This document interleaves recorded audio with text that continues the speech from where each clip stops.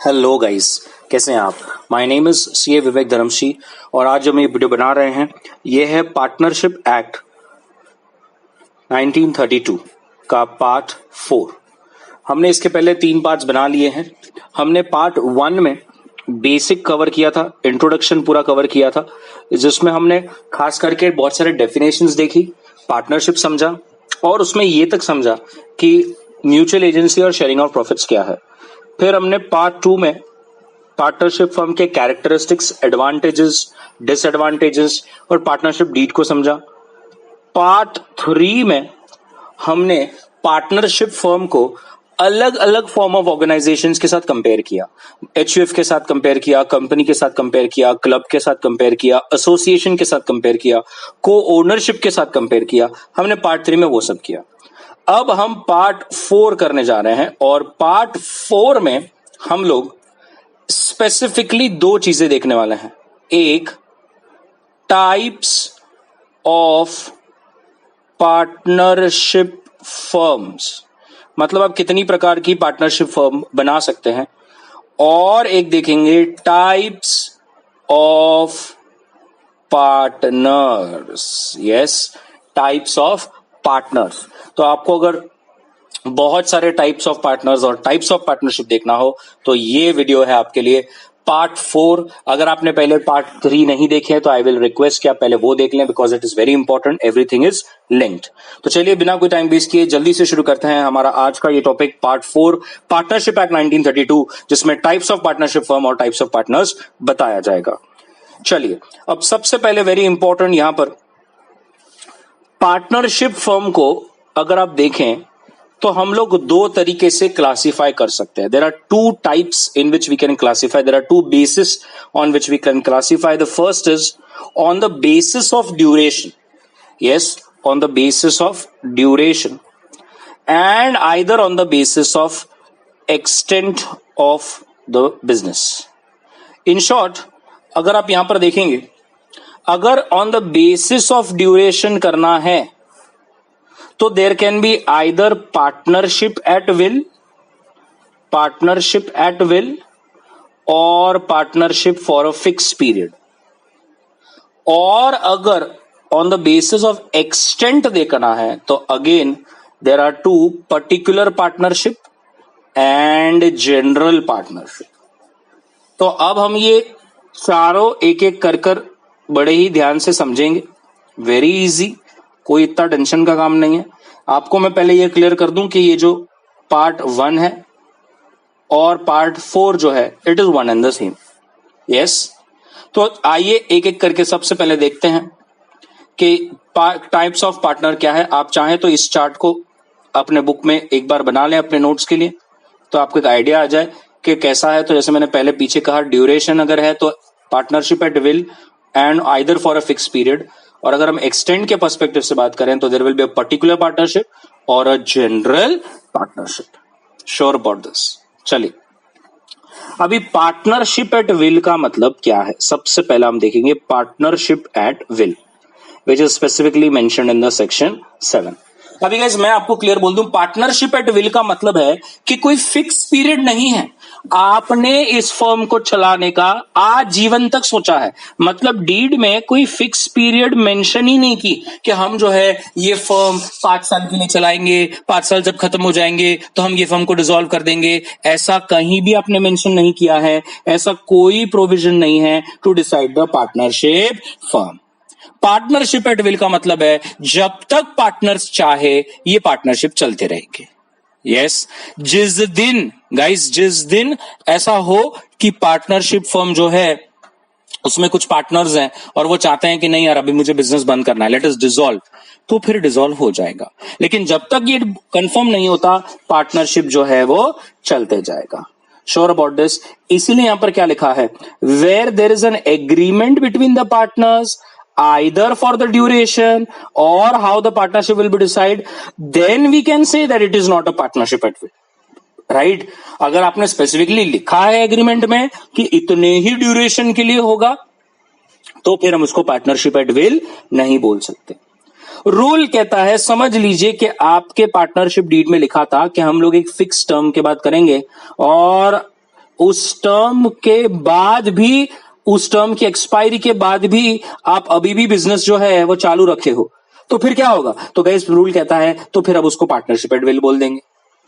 Sir ये क्या बोला आपने, एक बार फिर से बताइए। देखिए फॉर एग्जाम्पल आपने, आज क्या डेट है, late us say for example आज है 25 मई 2020, और आपने आज एक पार्टनरशिप फर्म बनाई और आपने बोला कि हम इसे 5 साल चलाएंगे। तो मुझे बताइए ये पार्टनरशिप एट विल है या partnership for a fix period? ये पार्टनरशिप फॉर अ ड्यूरेशन है। Yes you are right, it's a partnership for a fix period, for a duration, right. अब 5 साल आज खत्म हो गए, 25 मई 25 आज खत्म हो गया। तो आपने देखा जाए तो आज फर्म को क्या करना चाहिए था? डिसॉल्व कर देना चाहिए था। लेकिन आज की डेट के बाद भी आप कंटिन्यू करे जा रहे हो। यस आज कंटिन्यू करे जा रहे हो। तो रूल ये कह रहा है अगर जो डेट डिसाइड की है, अगर आप उसके बाद भी बिजनेस शुरू रखते हो, तो अब वो partnership for a fix period नहीं होगा, अब वो बन जाएगा पार्टनरशिप एट विल। क्लियर है? Sure about this everybody? Sir अगर ये पार्टनरशिप विल होता और हमें इसको डिसॉल्व करना है तो कोई दिक्कत नहीं है। जब कभी भी डिसॉल्व करना हो, कोई भी पार्टनर एक नोटिस दे सकता है in writing to all the partners कि मेरा इंटेंशन है, मुझे ये फर्म को डिसॉल्व करना है, let us divide our share and then get separated. तो partnership and will में you can just serve a notice to other partners and then continue, and in partnership for a duration agreement में पहले ही लिखा होता है, जैसे आप देख सकते हैं provision is already made in the contract for the duration, such partnership is known as a partnership for a fixed period. It is a partnership created for a particular period of time. Such partnership comes to end on the expiry of fixed period. तो अगर आपने कोई fix समय के लिए partnership बनाई है तो हम उसे कहेंगे partnership for a fix period, और आपका अगर एग्रीमेंट में कोई ऐसी पीरियड मेंशन नहीं है तो हम उसे कहेंगे पार्टनरशिप एट विल। अगर आपका जो पीरियड है आपने मेंशन किया है तो वो partnership for a fix period होगा, लेकिन वो पीरियड एक्सपायर होने के बाद भी अगर आप कंटिन्यू करते हो तो फिर अब उसे हम कह देंगे पार्टनरशिप एट विल। क्लियर है? Sure about this everybody? Now in particular partnership क्या? सो पर्टिकुलर पार्टनरशिप जो है उसके अंदर अगर समझ लीजिए आपने एक पार्टनरशिप फर्म बनाया है फॉर अ सिंगल एडवेंचर। अब ये सिंगल एडवेंचर का मतलब क्या? कोई एक पर्टिकुलर पर्पस के लिए बनाया है। सो let us say for example there is a firm Unique Solutions, okay, जिसके अंदर 3 बिल्डर्स हैं ए बी और सी, और इन्होंने एक पार्टनरशिप फर्म बनाई है but only for a single project. उन्हें एक बहुत बड़ा रेसिडेंशियल प्रोजेक्ट लगाना था, तो उन्होंने सिर्फ ये एक सिंगल प्रोजेक्ट के लिए ही पार्टनरशिप फर्म बनाया है। जिस दिन ये प्रोजेक्ट खत्म हो जाएगा, पता नहीं उसको कितना समय लगेगा, 2 साल लगे 4 साल लगे, उन्होंने यहां पर समय, टाइम पीरियड नहीं बोला। उन्होंने यहां पर बोला ये प्रोजेक्ट खत्म होने तक ही हमारी फर्म रहेगी। जिस दिन हमारा ये प्रोजेक्ट अच्छी तरह से खत्म हो जाएगा, सब फ्लैट्स बिक जाएंगे, ये पार्टनरशिप फर्म डिसॉल्व हो जाएगी। जब आप कोई पीरियड ना मेंशन करते हुए कोई एडवेंचर, कोई काम, कोई पर्पस डालते हो तो हम उसे कहते हैं पर्टिकुलर पार्टनरशिप। इसीलिए यहां पे लिखा है when a person becomes partner with another in a particular adventure और अंडरटेकिंग। पर्टिकुलर एडवेंचर और अंडरटेकिंग मतलब कोई पर्पस, कोई काम, तब हम उसे कहेंगे particular partnership. Sure about this? ऐसी पार्टनरशिप कब डिसॉल्व हो जाती है? जब वो एडवेंचर या पर्पस जिसके लिए आपने बनाया था वो कंप्लीट हो जाए, उस वक्त आपकी पार्टनरशिप फर्म डिसॉल्व हो जाएगी। अब समझ लीजिए कि सिंगल प्रोजेक्ट है और ये खत्म हो गया, और उसके बाद भी ए बी सी और आगे पार्टनरशिप कंटिन्यू करते हैं, तो बताइए ये पर्टिकुलर पार्टनरशिप अब क्या हो जाएगा? यस, अब वो बन जाएगा पार्टनरशिप एट विल। समझ में आया? Sure about this? और ऑब्वियसली जनरल पार्टनरशिप का मतलब है आपने कोई स्पेसिफिक पर्पस के लिए नहीं किया, आपका बिजनेस इन जनरल है, जैसे हम नॉर्मल कहते हैं, तो it's a general partnership. It is obviously difference from a particular partnership because in a particular partnership your liability of partners is only to the extent of that particular adventure, but general partnership में कोई specific purpose या कोई specific object के लिए नहीं बना था। It is for a general business to be carried out. Sure about this? तो यहां पर आपके ये 4 जो टाइप्स थे, जो हमने यहां पर ये देख सकते हैं, अभी 4 टाइप्स है, इसको एकदम अच्छी तरह से कवर किया। याद रखना है अगर वो पर्टिकुलर पार्टनरशिप फिक्स पीरियड के लिए हो या पर्टिकुलर पार्टनरशिप हो, अगर वो पीरियड या पर्पस खत्म होने के बाद आप कंटिन्यू करते हैं तो हम फिर बोल देंगे कि वो पार्टनरशिप बन जाएगा पार्टनरशिप एट विल। क्लियर है? Sure about this? पक्का? अब आइए देखते हैं टाइप्स ऑफ पार्टनर, मतलब कितने प्रकार के पार्टनर्स हैं, डिफरेंट टाइप्स ऑफ पार्टनर्स हैं। तो आप देख सकते हैं यहां पर हमें कम से कम 8 अलग अलग पार्टनर्स को समझना है। तो चलिए वन बाय वन शुरू करते हैं। सबसे पहला है एक्टिव पार्टनर या ऑस्टेंसिबल पार्टनर। अब एक्टिव पार्टनर आप समझ ही गए होंगे, नाम में ही है। एक्टिव पार्टनर का मतलब है जो डे टू डे ऑपरेशंस को संभालता है, जो पूरे मैनेजमेंट में एक्टिवली इन्वॉल्व है। तो a person who has become a partner by agreement, common sense, ये तो कंपल्सरी है, and actively participates in the conduct of business.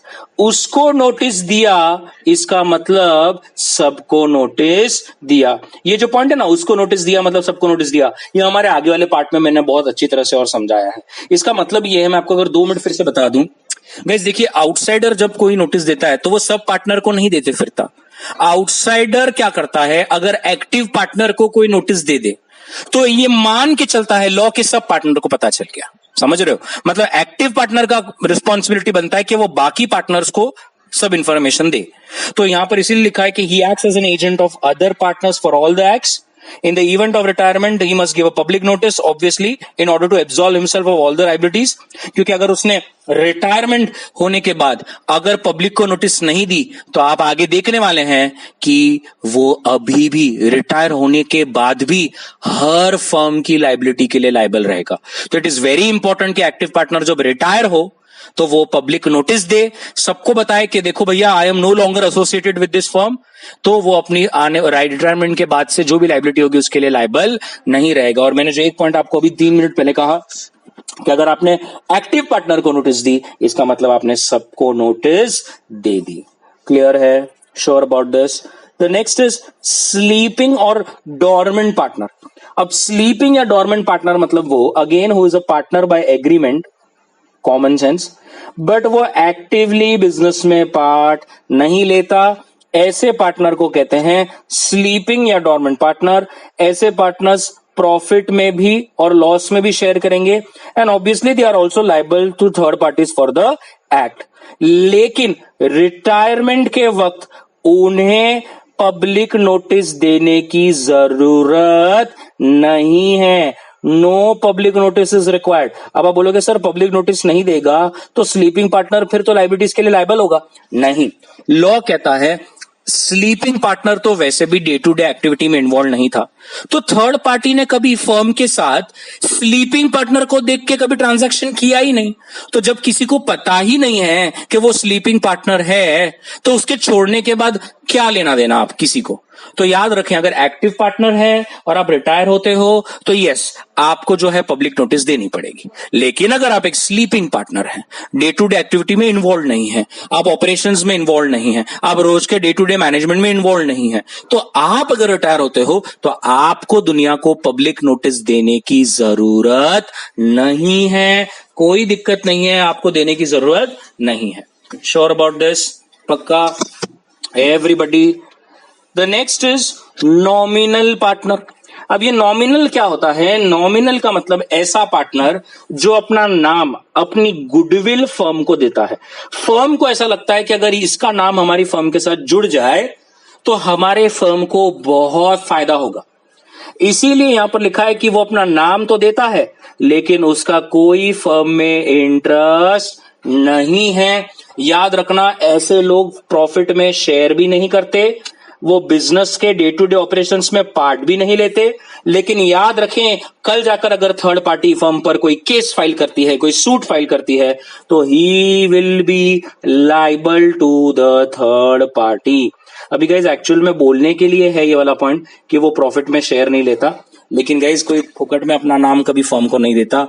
Practical life में जब कोई अपना नाम अपने किसी पार्टनरशिप फर्म को देता है तो ऑब्वियसली वो एक्सपेक्ट करता है कि उसको उससे कुछ पैसा मिले। तो हो सकता है कि वो प्रॉफिट में शेयर ना ले, लेकिन हो सकता है कि वो एक कमीशन के तौर पे एक या वन टाइम पेमेंट के तौर पे काफी बड़ा पैसा उठा ले। तो याद रखना है, नॉमिनल पार्टनर अपना सिर्फ नाम देता है क्योंकि उसे लगता है अगर उसकी नाम, उसका गुडविल फर्म के साथ अटैच हो गया तो फर्म की निकल पड़ेगी। उसका फर्म में कोई इंटरेस्ट नहीं है, वो कोई फर्म में काम नहीं करता।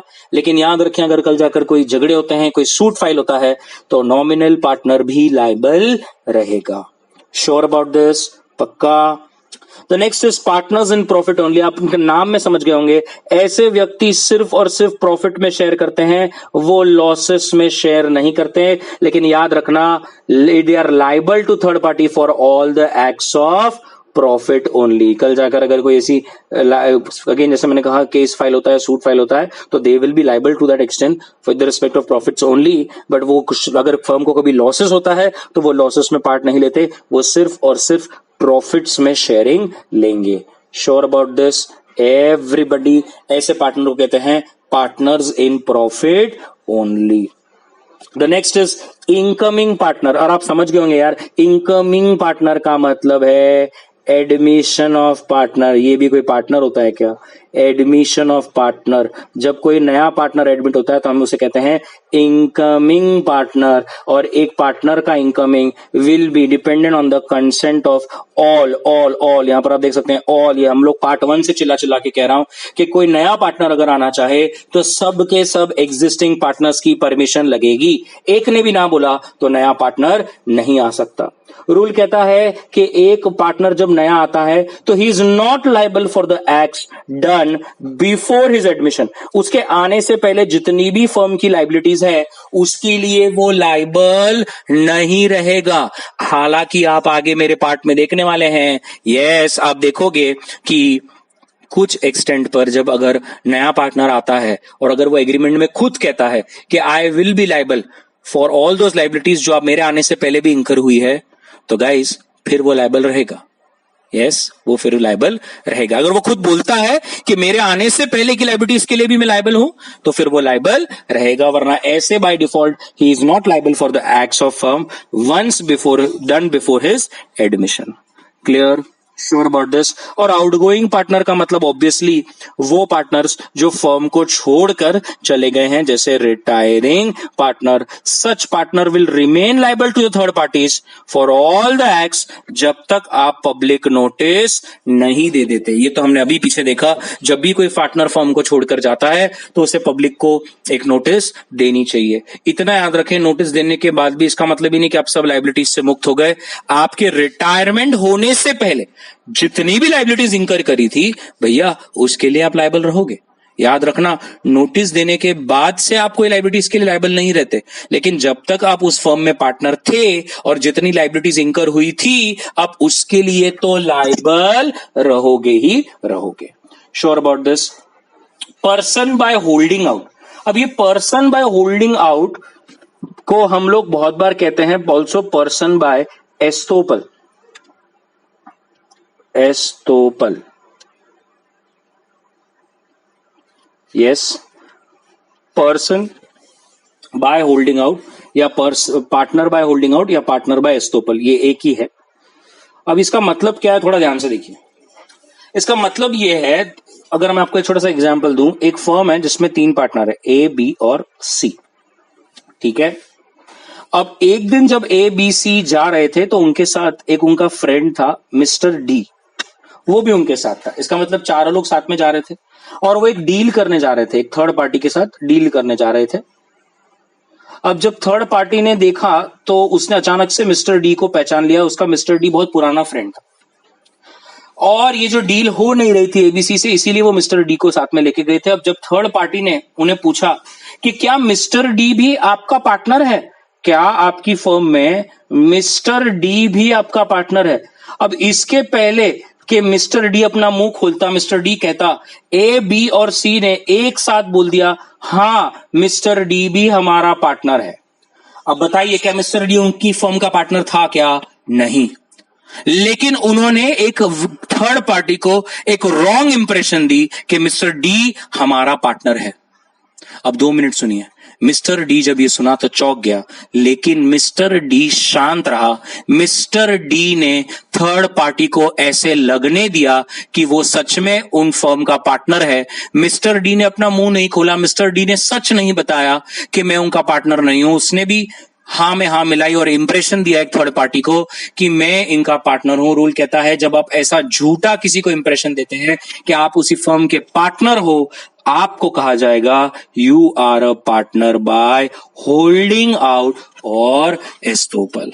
Sure about this? अब आप कहेंगे सर ये 2 नाम क्यों है, पार्टनर बाय होल्डिंग आउट और पार्टनर बाय एस्टोपल? अरे अभी देखिए इस एग्जांपल में कैसा हुआ कि ए बी सी ने एक इंप्रेशन दी कि मिस्टर डी हमारा पार्टनर है, राइट? ऐसा भी एक एग्जांपल हो सकता है जहां पर मिस्टर डी ऐसे ही थर्ड पार्टी को मिलने जाता है और मिस्टर डी थर्ड पार्टी से क्रेडिट पर कुछ माल मांगता है, थर्ड पार्टी उसे इंकार कर देती है। तो मिस्टर डी झूठ झूठ कहता है, अरे तुम्हें पता है यूनिक सॉल्यूशंस जो फर्म है ना उसके अंदर मैं पार्टनर हूं। अब यूनिक सॉल्यूशंस एक बहुत बड़ी फर्म है, यस। और उसका जैसे ही थर्ड पार्टी ने सुना और कहा क्या बात कर रहे हो, क्या तुम यूनिक सॉल्यूशंस के पार्टनर हो? तो मिस्टर डी ने कह दिया हां, तुम्हें नहीं पता।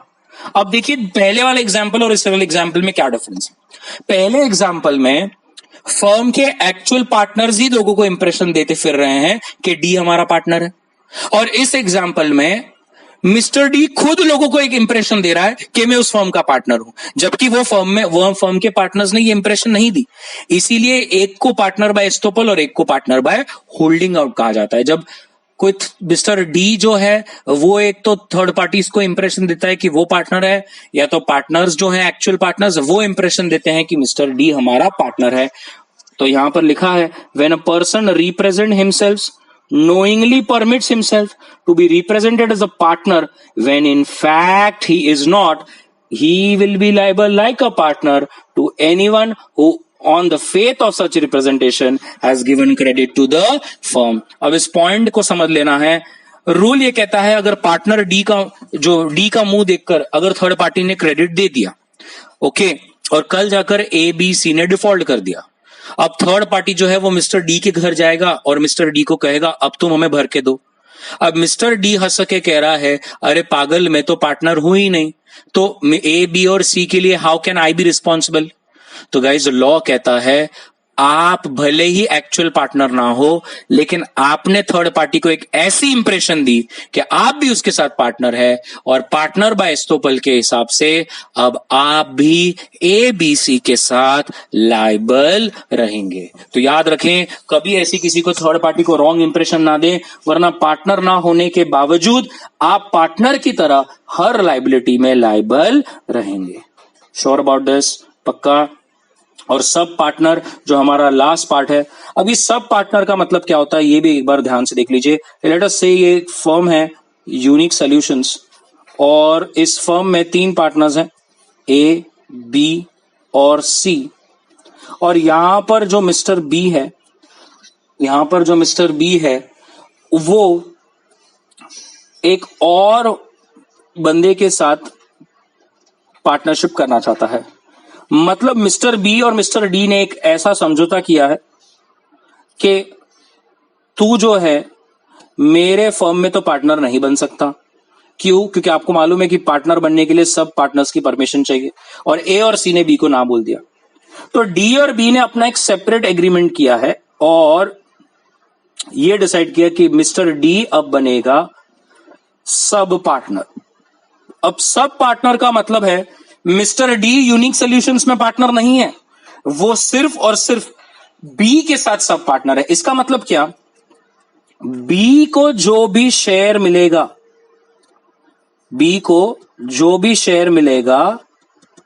डी उस शेयर का भी हकदार होगा, बिकॉज डी बी के साथ अब सब पार्टनर के रिश्ते में है। इतना याद रखें कि डी का यूनिक सॉल्यूशन से कोई भी नाता नहीं है। वो यूनिक सॉल्यूशंस की बुक्स ऑफ अकाउंट्स नहीं देख सकता, वो हिसाब किताब नहीं मांग सकता, यस, वो फर्म में कोई डिसीजन नहीं ले सकता, वो फर्म में कोई मैनेजमेंट या डे टू डे ऑपरेशंस नहीं संभाल सकता, क्योंकि सिंपल है, डी यूनिक सोल्यूशन के साथ उसका कोई लेना देना नहीं है, उसका सिर्फ लेना देना है तो किसके साथ, मिस्टर बी के साथ। तो फर्म में मिस्टर बी को जो भी शेयर मिलेगा प्रॉपर्टी में, प्रॉफिट्स में, उसके साथ मिस्टर डी अपना जो है वो शेयर करेगा। मिस्टर डी और मिस्टर बी का रिश्ता है, उससे ए को, सी को या Unique Solution as a firm को कोई भी लेना देना नहीं है। हम इसीलिए कहते हैं a sub partner is no way connected with the firm. Sure about this, उसका कोई भी अधिकार नहीं है against the firm, he is also not liable for the acts of firm. Mister D के कुछ एक्ट के लिए ना यूनिक सोल्यूशंस लाइबल होगा, ना यूनिक सोल्यूशंस के कुछ करने के लिए मिस्टर डी लाइबल होगा। सिर्फ इतना समझना है, व्हेन अ पार्टनर, और यहां पर पार्टनर मतलब कौन, mister B agrees to share the profits with a third person which is कौन, mister D, the third person is known as the sub partner। इसका मतलब यहां पर मैंने पहले ही बताया, बी मिस्टर डी जो है वो सब पार्टनर है।